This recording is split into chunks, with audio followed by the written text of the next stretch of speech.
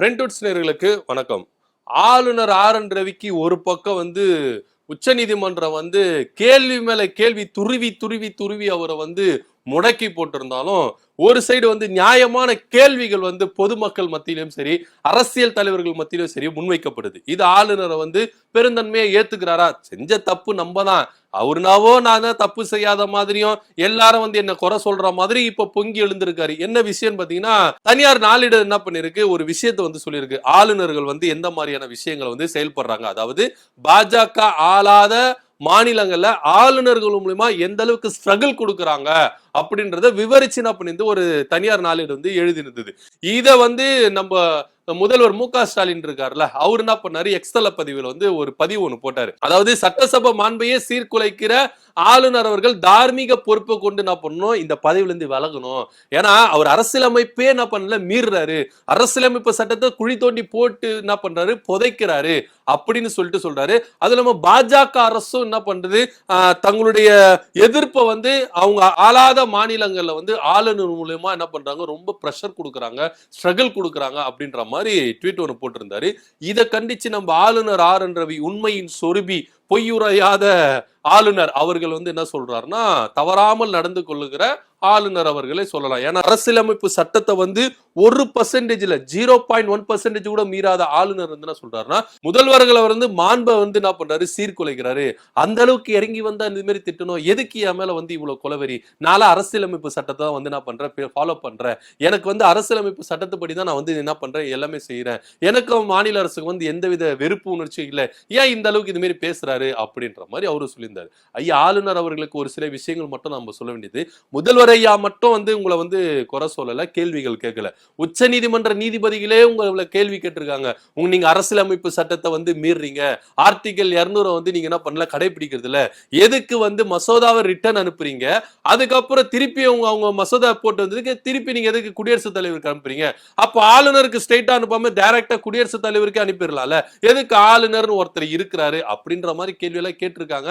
அதுவும் இல்லாம ஆளுநர்களுக்கு என்னதான் நினைப்பு இருக்குது, அவர் அரசியலமைப்பு சட்டத்துக்கு உட்பட்டு தான் நடக்கணும், அவருக்கு தனியா ஒரு சட்டத்தை ஏற்படுத்தி அவர் நடக்க கூடாது, இப்படி மாதிரி சர்ற மாதிரியான கேள்விகளை உச்ச நீதிமன்றமே உங்களை கேள்வி கேட்டிருக்கு.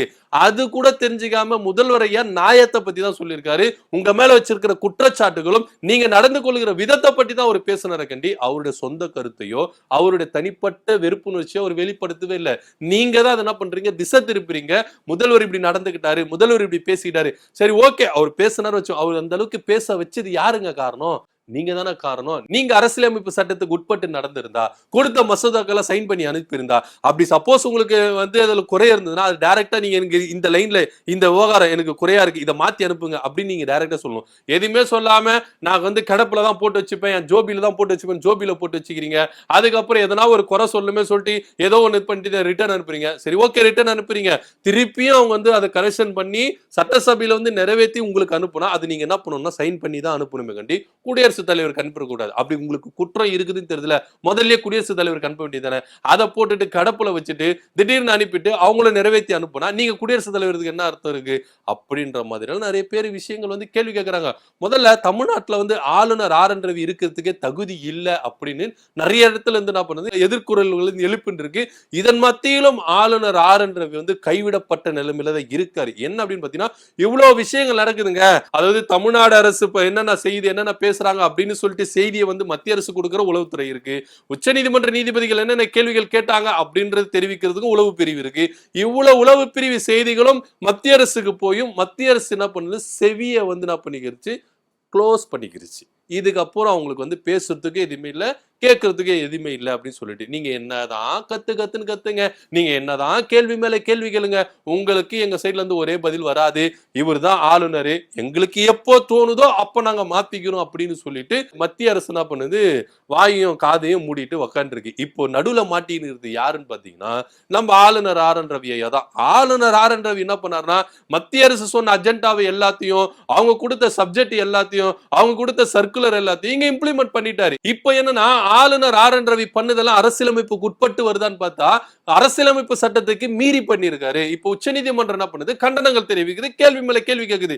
இப்போ உச்சநீதிமன்றத்தையும் சமாளிக்கணும், தமிழ்நாடு அரசு சமாளிக்கணும். இதன் இடையில் மத்தியில வந்து மத்திய அரசு கதவு தட்டினா மத்திய அரசு என்ன பண்ணிச்சு, கதவு க்ளோஸ் பண்ணிச்சு. இப்ப ஆளுநர் ஆர்.என். ரவி என்ன பண்றதுன்னு தெரியல. ஐயா தயவு செய்து என்ன மாத்தி விடுங்க, நான் வந்து ஆல்ரெடி எனக்கு பதவி முடிஞ்சு போயிருச்சு, இருந்தும் நான் இங்க தொடர்றேன், நீங்க சொன்ன ஒரே ஒரு வார்த்தைக்காக தான் தொடர்ந்து இருக்கேன், ஆனா இங்க எனக்கு பல சிக்கல் வந்து இருக்கு, என்ன காப்பாத்துங்க ஐயா மத்திய அரசு கிட்ட இவரு கூக்குரல் போட்டாலும் மத்திய அரசு கதவை சாத்திருச்சு.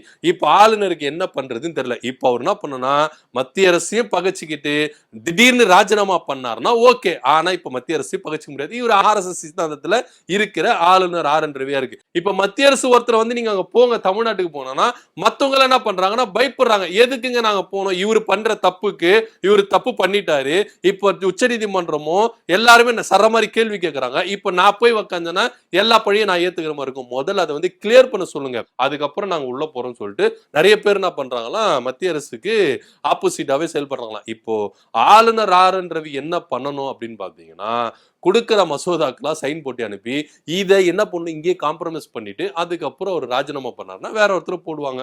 இல்லையா இவர் என்ன பண்ண போறாரு அப்படின்றது ஒரே குழப்பமா இருக்கு. இதன் மத்தியில் ஆளுநர் ஆர்.என். ரவி சிண்டு மூட்டி வேலை பண்ணி முதல்வரையா சொன்ன ஒரு விஷயத்த தன்னுடைய சொந்த கருத்துக்களா வந்து என்ன பண்றாரு அவர் பேசுறாரு. அவரு சொந்த கருத்துக்களா பேசலங்க, நீங்க நடந்துக்கிறது உச்சநீதிமன்ற கேள்வி மேல கேட்டது இதெல்லாம் வந்து ஒரு தனியார் நாளேடு ஆர்டிக்கல் எழுதுது, இதெல்லாத்தையும் சேர்த்து வச்சுதான் சொல்றாரு. கண்டி அவர் தனிப்பட்ட விரோதம் எதுவுமே இல்லவே இல்லை, அதையே நீங்க அப்படி தப்பா புரிஞ்சுக்கிறீங்க, எதுக்கு இப்படி மாத்தி பேசுறீங்க அப்படின்னு சொல்லிட்டு நிறைய பேர் கேள்வி கேட்கறாங்க. சோ ஆளுநர் ஆர்.என். ரவி இந்த மாதிரி சிண்டு மூட்டி வேலை சொல்லாததை சொன்ன மாதிரி இந்த அர்த்தத்துல சொன்னாங்க அப்படி இப்படின்னு சொல்ற விஷயம் உங்களுக்கு எப்படி தெரியுதுன்னு சொல்லிட்டு கீழே கமெண்ட் பண்ணுங்க. நன்றி, வணக்கம்.